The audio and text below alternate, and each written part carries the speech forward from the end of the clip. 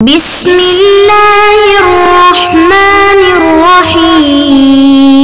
اعوذ باللہ من الشیطان الرجیم بسم اللہ الرحمن الرحیم صلی اللہ علی رسول الکریم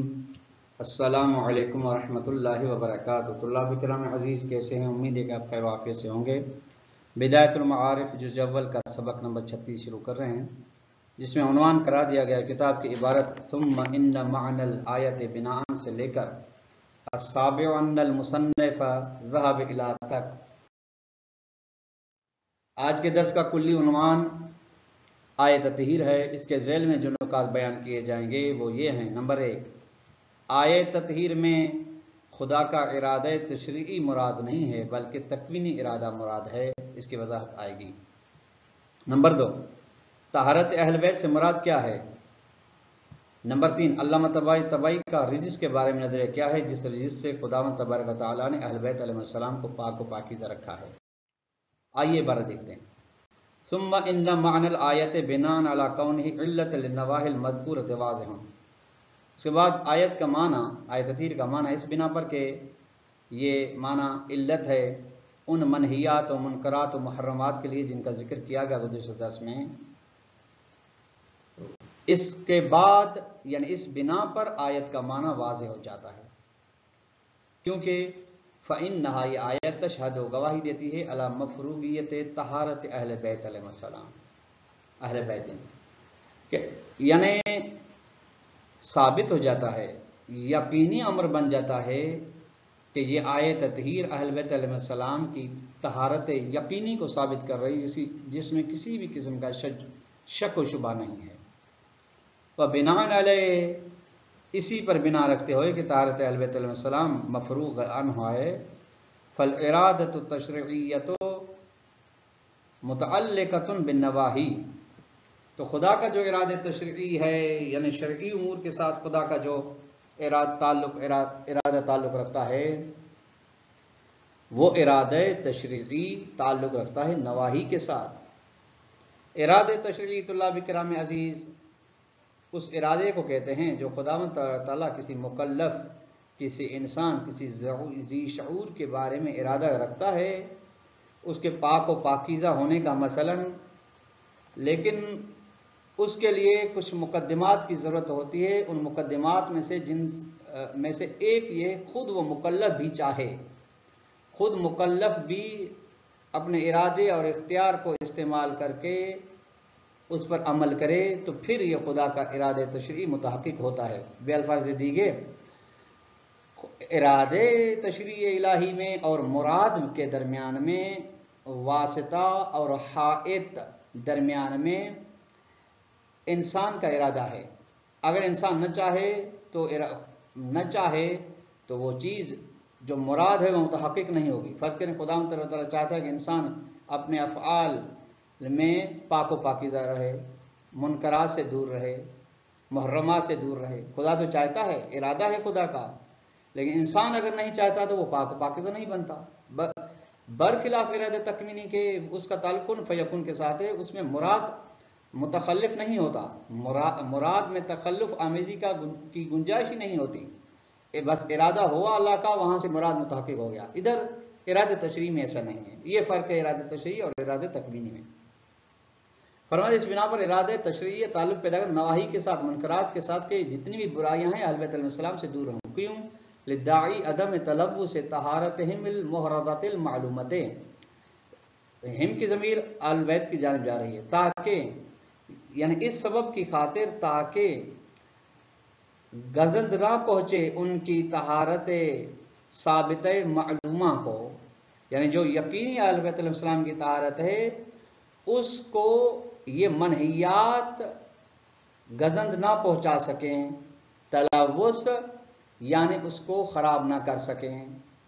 وَأَمَّا بِنَاءً عَلَىٰ كَوْنِ الْآيَةِ جُمْلَةً مُعْتَرِضَةً فِي ضِمْنِ الْآيَاتِ الْمَذْكُورَةِ،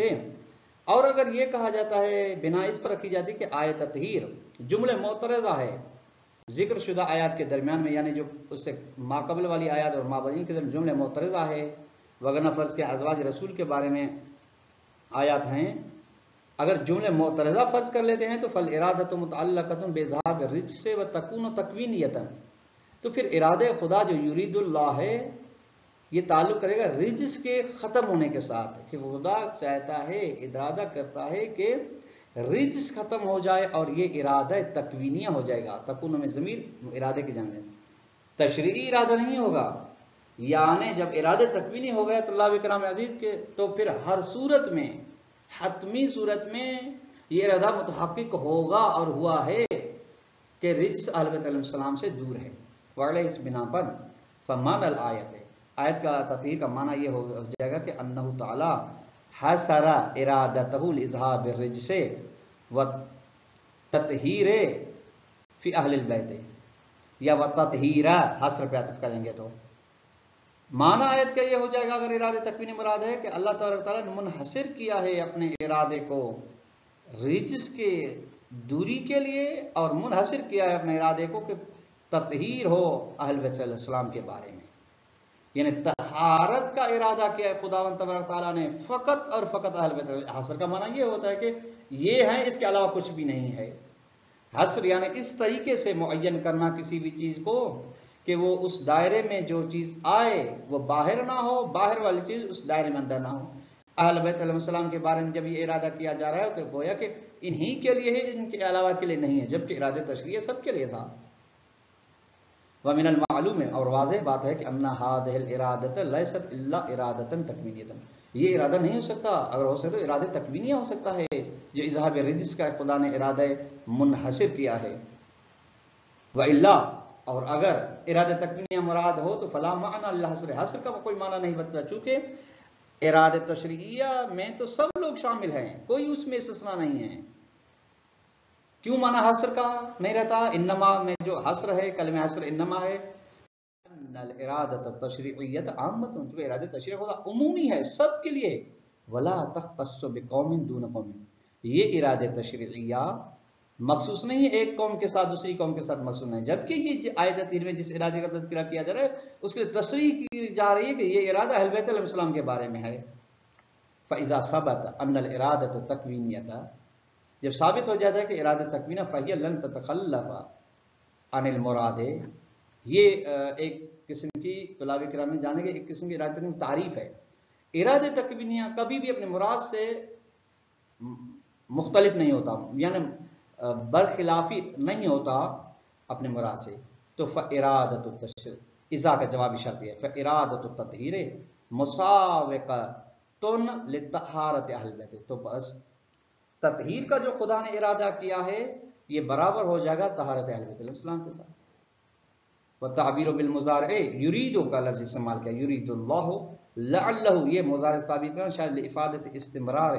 هذه الارادہ تکوینیہ. پہلے ثابت ہو گیا کہ ارادہ تکوینیہ مراد ہے، اس کے بعد مضارع کا لفظ استعمال ہے یرید. مضارع اگر اس کے لیے کوئی سین و صوف وغیرہ نہ ہو یا ایسا حرف داخل نہ ہو جو اس کی معنی کو ماضی میں تبدیل کر دے، تو یعنی ان قیود ان حروف کے بغیر ہو تو اس کی دلالت استمرار پر ہوتی ہے، یعنی بقا، یعنی تسلسل. تو جب یرید ہے تو یعنی یہ ارادہ تکوین الہیہ کا یہ تسلسل ہے، یعنی متحقق ہے ہر وقت ہر دور میں. ثم ان هذه الارادۃ التکوینیۃ لا تتنافى مع اختیارات العصمت عن الذنوب. یہاں سے طلاب کرام عزیز شارح محترم اشکال کا جواب دینا چاہتے ہیں. اشکال مقدر یہ ہے، اشکال یہ ہے کہ جب اگر ارادہ تکوینیہ مراد ہے یعنی کن فیکون سے ہو جاتا ہے، اس میں مراد کا کوئی بھی ارادہ شامل نہیں ہے، مکلف کا کوئی ارادہ اس میں دخیل نہیں ہے، تو پھر ان کے لیے اگر یرید اللہ کے ذریعے سے عصمت ثابت کی جا رہی ہے ارادہ تکوینیہ سے، تو اس کا مطلب یہ ہے کہ حتماً وہ اہل بیت علیہ السلام مجبور ہیں. جب مجبور ہیں عصمت میں، چونکہ انہیں خدا عصمت دے رہا ہے اور اس طریقے سے عصمت دے رہا ہے ارادہ تکوینیہ کے ذریعے سے، اس میں مخالفت نہیں ہو سکتی، حتماً ان کو لینی ہے. تو پھر ان کی عصمت کے لیے کون سے فضائل ہیں، کاہے کے فضائل ہیں؟ یعنی مجبوری میں دیا جا رہا ہے عصمت کو. اس کا جواب ہے، فرماتے ہیں کہ یہ ارادہ تکوینیہ منافات نہیں رکھتا گناہوں سے عصمت کے اختیار کے ساتھ، یعنی اس اختیاری عصمت کے ساتھ منافع نہیں رکھتا جو گناہوں سے ہے. یعنی اہل بیت علیہ السلام اختیار کے ساتھ گناہوں سے اب دور ہیں، لِإِرَادَتِهِ تَعَالَى طَهَارَتَهُمْ، کیونکہ خدا تعالیٰ ارادہ رکھتا ہے البتہ انسان پاکیزگی کا، ما وساطت اختیارہم، اس کے ساتھ ساتھ کہ ان کا اختیار بھی درمیان میں ہے، یعنی خداوند تعالیٰ انہیں یہ عصمت جو دے رہا ہے ارادہ تکوینیہ کے ذریعے سے، یہ ہے کہ یہ اپنے ارادے اور اختیار سے معصوم عن الذنوب ہیں۔ کمال ہے، جس کی بات واضح ہے، مخفی بات نہیں ہے، یعنی اس خدا کا ارادہ کہ یہ اپنے اور اہل بیت علیہ السلام اپنے ارادے اور اختیار سے پاک و پاکیزہ ہیں اور میں نے رکھنے کا ارادہ کیا ہے۔ ثم ان طہارتہم لیست بمعنی ازالت الامراض عنہم، بعض لوگ مراد لیتے ہیں کہ یہ طہارت سے مراد یہ کہ یعنی جسمانی بیماریوں سے اہل بیت علیہ السلام کو خدا نے پاک و پاکیزہ رکھا ہے۔ شاید مطلب اہل بیت السلام کا پاک و پاکیزہ ہونا یہاں پہ بیماریوں سے دوری نہیں ہے اہل بیت السلام سے، کیوں؟ لأنہ یہ ازالت الامراض کی طرف ضمیر جا رہی، خارج المنطق قرآن ہے، لب اللہجے قرآن سے خارج ہے، ازل قرآنوں، اور طب کی کتاب نہیں ہے تاکہ وہ نسخہ بتا رہے ہو کہ آپ کا جسم بیماری سے کس طریقے سے صحیح و سالم رہے گا، پاک و پاکیزہ رہے گا، ایسے نہیں ہے، بل کتاب سماوی، بلکہ قرآن کتاب آسمانی ہے، نزل لہدایت الناس الی السعادۃ الواقعیۃ، جو نازل اس لیے ہوئی ہے کہ تاکہ لوگوں کو ہدایت کرے حقیقی سعادت تک، لے جائے لوگوں کو سعادت ابدی اور حقیقی کی جانب، وہ سعادت واقعی جو اللہ کے نزدیک سعادت ہے۔ تو فالمقصود ہوا طہارتہم مما صرح القرآن بکون رجسا ورجزا، تو بس مقصود یہ ہو جائے گا کہ اہل بیت السلام پاک و پاکیزہ ہیں ہر اس چیز سے جس کے بارے میں قرآن نے صراحت کی ہے کہ وہ چیز رجس ہے اور رجز ہے، بس فہم یہ ائمہ علیہ السلام معصومون من کل ذنب، پر نتیجہ یہ نکلتا ہے کہ معصومین علیہ السلام اہل بیت علیہ السلام ہر قسم کے گناہ سے پاک ہیں، سواء کان عملی، چاہے وہ گناہ عملی ہو یعنی ان کے عمل و کردار و سیرت میں ہو، اور اعتقادی یا کوئی عقیدے کے ساتھ تعلق رکھتا ہو، یعنی نعوذ باللہ من ذلک خدا کے بارے میں غلط سوچتے ہوں، یہ عقیدتی گناہ ہے، یا کسی کے بارے میں برا چاہتے ہوں، یہ عقیدتی گناہ ہے، اور اخلاقی گناہ، فرض کرے بازار میں چلتے چلتے کھانا کھاتے ہوں، یہ اخلاقی ہے، یا باتیں کرتے وقت اونچی آواز سے بات کرتے ہوں، یہ اخلاقی۔ فإن الرجس یعم کل ذالک، رجس جو لیذہب عنکم رجس ہے، یہ شامل ہے کل ذالک، گناہ عملی، اعتقادی اور اخلاقی کی جانب ذالک کا اشارہ جا رہا ہے، تمام اور اگر اضافہ کر لیں تو یعنی یہ ان تمام گناہوں سے پاک و پاکیزہ ہیں، گناہ اعتقادی، اخلاقی، عملی سے، چاہے وہ عالمن ہو یا عامدن ہو یا جاہلن ہو یا سہون ہو، جہل کی تو گنجائش مان ہے، یعنی بھولے سے ہو یا جان بوجھ ہو۔ قال فی المیزان، علامہ طباطبائی نے تفسیر المیزان میں فرمایا ہے، وَالرِّجْسُ بِالْكَسْرِ، را پہ کسرہ، فسکون، اس کے جیم پہ جازم سکون، رجس صفت من الرجاست، ایک صفت ہے رجاست سے، وہی رجاست کیا ہے؟ القذارت، گندگی کو کہتے ہیں، والقذارت کیا ہے؟ حیئت فی شیء، یعنی کسی بھی چیز میں ایک ایسی کیفیت توجب التجنب وتنفر منها، جو سبب بنتی ہو کہ اس چیز سے نفرت پیدا ہو جائے، اس سے دوری ہر کوئی اختیار کرے، اس کو کہتے ہیں قذارت، اور وہی رجس ہے۔ رجس یعنی اہل بیت علیہ السلام کے اندر، یعنی ظاہر میں یا باطن میں، ان کے اعتقاد میں یا اخلاق میں، عمل میں ایسی چیز موجود ہو جس کو دیکھ کے لوگ ان سے نفرت کریں، ایسی چیز سے خدا تعالیٰ نے ان کو پاک رکھا ہے، وَتَكُونُ بِحَسْبِ ظَاهِرِ شَيْءٍ، اور یہ قذارت ہوتی ہے شے کے ظاہری حساب سے، کَرَجَاسَةِ الْخَنْزِيرِ، یعنی ظاہری پلیدی یا ظاہری گندگی کو کہا جاتا ہے۔ قال اللہ تعالیٰ، جیسے خدا تعالیٰ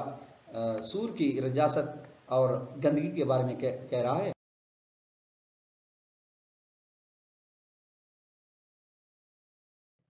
اور لحم خنزیر فإنہ رجس،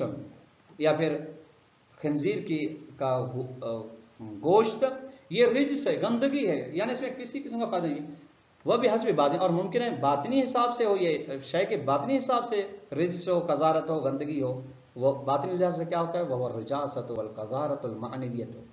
وہ ہے معنوی اور باطنی گندگی،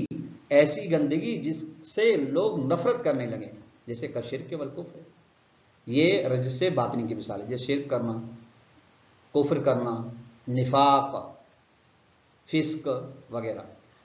کا شرک، و اثر العمل سیئ، اور برے عمل کا جو اثر ہوتا ہے، نتیجہ ہوتا ہے، قال اللہ تعالی واما الذین فی قلوبہم مرض فزادتہم رجسا الی رجسہم وماتوا وہم کافرون، اور وہ لوگ جن کے دل میں مرض ہے، مرض یعنی باطنی مرض ہے، جن کا رجس یہ گندگی بڑھتی رہتی ہے اپنے رجس کی جانب، وماتوا وہم کافرون، اور مرتے ہیں تو وہ کفر کی حالت میں مرتے ہیں، سورۃ توبہ 125 نمبر آیت۔ وقال، اور ایک اور آیت میں خدا ارشاد فرما رہا ہے، یعنی برے عمل کا نتیجہ، وَمَن يُرِدْ أَن يُضِلَّهُ، جس کے گمراہی کا خدا ارادہ چاہتا ہے، يَجْعَلْ صَدْرَهُ ضَيِّقًا، اس کے سینے کو تنگ کرا دیتا ہے، حرجاً كَأَنَّمَا يَصْعَدُ فِي السَّمَاءِ، جیسا کہ اڑ رہا ہو آسمان میں، كَذَلِكَ، اسی طریقے سے، يَجْعَلَ اللَّهُ الرِّجْسَ عَلَى الَّذِينَ لَا يُؤْمِنُونَ، خدا تعالیٰ رجس کرا دیتا ہے، یعنی بیان کرتا ہے خدا ان لوگوں کے اوپر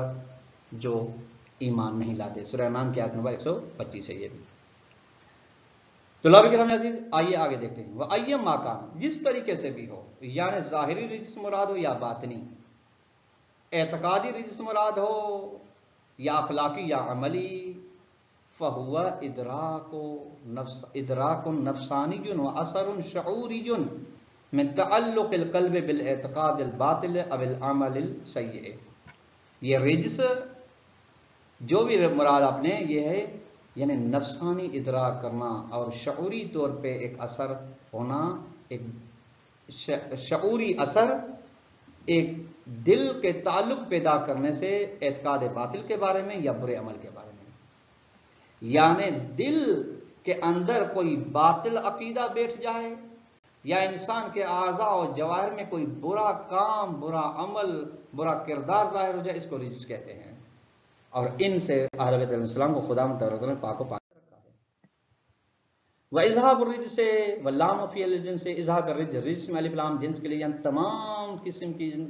یعنی جس پہ رجس کا نام صدق آتا ہو، کلی جزئی، یہ رجس کا دور کرنا، یہ کیا ہے؟ ازالت کل ہیئۃ خبیثۃ فی النفس، ہر ایسی حالت کو ختم کر دینا، ہر ایسی خبیث یعنی بری حالت، کیفیت کو ختم کر دینا، فی النفس سے انسان کے اندر میں، کہ تخت و حق الاعتقاد ہے، وہ ہیئت خبیثہ کی جانب ضمیر تخت کی جا رہی ہے، جو انسان کو موڑ دیتی ہے عقید حق سے اور عمل سے، فتنطبق علی العصمۃ، بس یہ حیات صدق آتی ہے، یعنی جب عقید حق سے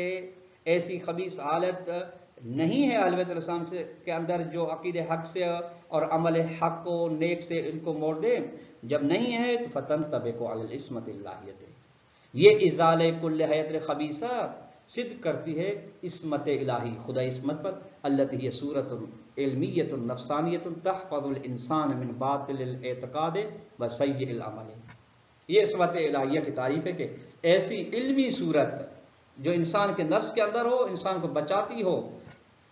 غلط عقیدے سے، باطل عقیدے سے اور برے عمل سے، الی ان قال، یہاں تک اللہ تعالی نے فرمایا، بس فمن المتعین حمل اذهاب الرجس فی الآیت علی العصمۃ، بس معین ہو جاتا ہے، لازمی ہے کہ ہم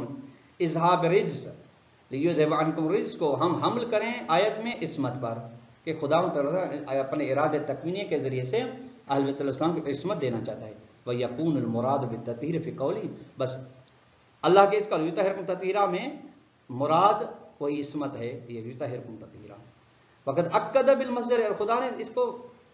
مفعول مطلق تطہیرن، مفعول مطلق تاکیدی ہے، مصدر کے تاکید لائی ہے، مفعول مطلق کے ساتھ مرادو کی خبر یہ ہے، ازالت اثر الرجس، کہ خدا کا ارادہ ہے کہ رجس کے اثر کو دور کرے، بِإِرَادِهِ مَا يُقَابِلُهُ بَعْدَ إِذْهَابِ أَصْلِهِ، یعنی اس کے بعد کہ وہ آئے، یعنی اس کے آنے سے ہی، یعنی دفعن نہ کہ رفعن، دفعن یعنی اس کے آنے سے ہی ارادہ رکھتا ہے کہ وہ آ ہی نہ رجس،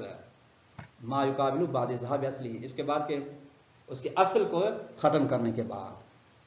ہم معلوم واضح ہے کہ انما یقابل اعتقاد الباطل والاعتقاد الحق، باطل عقیدے کے مقابلے میں واضح سی بات ہے کہ حق عقیدہ ہے. فتطہیرہم، بس البت السلام کو پاک و پاکیزہ کرنا، وہ تجہیزہم یعنی انہیں آمادہ کرنا ہے بادراک الحق فی الاعتقاد والعمل، کہ وہ درک کریں اپنے نفس کے اندر عقید حق اور عمل حق کو. الی ان قال، یہاں تک علامہ نے فرمایا والمعنی ان اللہ سبحانہ تستمر ارادتہ ان یخصکم بموہبۃ العصمۃ باذہاب الاعتقاد الباطل واثر العمل السیء عنکم اہل البیت. فرمانا یہ ہو جائے کہ خدا تعالیٰ کا ارادہ تسلسل رکھتا برقرار ہے کہ آپ کو مخصوص کیا ہے ایک عصمت کے عطا کرنے سے اس چیز کے بارے میں کہ آپ سے دور ہو جائے عقید باطل، برے عمل کا اثر اے اہل بیت علیہ السلام، و ایراد ما یزیل اثر ذالک علیکم، اور خدا کا ارادہ یہ ہے کہ بیان کرنا چاہتے ایک ایسی چیز کو جو دور کر دے اثر ذالک عقید عمل سیء کے اثر کو علیکم تم اہل بیت علیہ السلام پر، وہی العصمت، اور یہی اسی موہبت عصمت کا نام ہی ہے نام عصمت. تفسیر میزان جلد نمبر 16 صفحہ نمبر 330 سے لے کر 331 تک. وہ کیف کان، شارح فرماتے ہیں جس طریقے سے بھی عصمت کو ثابت کیا جائے یہ آیت تطہیر عصمت پر دلالت کرتی ہے. تو فالائمۃ علیہ السلام هم المعصومون المطہرون، ائمہ معصوم ہیں جنہیں پاک و پاکیزہ قرار دیا گیا ہے ارادہ تکوینیہ کے ذریعے. وہم عبادہ المکرمون الذین لا یسبقونہ بالقول، ایسے اللہ کے مکرم بندے ہیں کہ جو سبقت نہیں رکھتے اللہ سے اپنے قول کے ذریعے سے. وہم بامرہ یعملون، اور وہ خدا کے امر پر عمل کرتے ہیں. کما جاء فی زیارت جامع الکبیرہ، جس طریقے سے یہ بات جامع کبیرہ جو کہ ائمہ علیہ السلام کے فضل کی بہترین زیارت ہے، یہ بات ہے. تفسیر میزان جلد نمبر 16 صفحہ 330 سے 331 تک یہ بات ہے. تو اللہ کرام عزیز درس آج کا درس اختتام کو پہنچا، جس کا خلاصہ یہ ہوا کہ آیت تطہیر میں یریدو میں ارادہ تکوینی مراد ہے، ارادہ تشریعی قطعاً مراد نہیں ہے. اور ارادہ تکوینی ہمیشہ ضرور بضرور متحقق ہوتا ہے، اس میں کسی بھی خلاف ورزی کی گنجائش نہیں ہوتی. لہٰذا یہاں پہ خدا تعالیٰ نے اپنے ارادہ تکوینیہ سے اہل بیت علیہ السلام کو عصمت دی ہے، اور یہ آیت تطہیر اہل بیت علیہ السلام کی عصمت کو ثابت کر رہی ہے. اور ثابت کرنے کے ساتھ یریدو استمرار پر دلالت کر رہا ہے کہ ہر وقت ہر لحظہ اہل بیت علیہ السلام خدا کے ارادہ تکوینیہ کے ذریعے سے پاک و پاکیزہ ہیں تمام گناہوں سے، گناہ اعتقادی ہو، عملی ہو، اخلاقی ہو، عالمن ہو یا جاہلن ہو یا سہون ہو. والسلام علیکم ورحمۃ اللہ وبرکاتہ.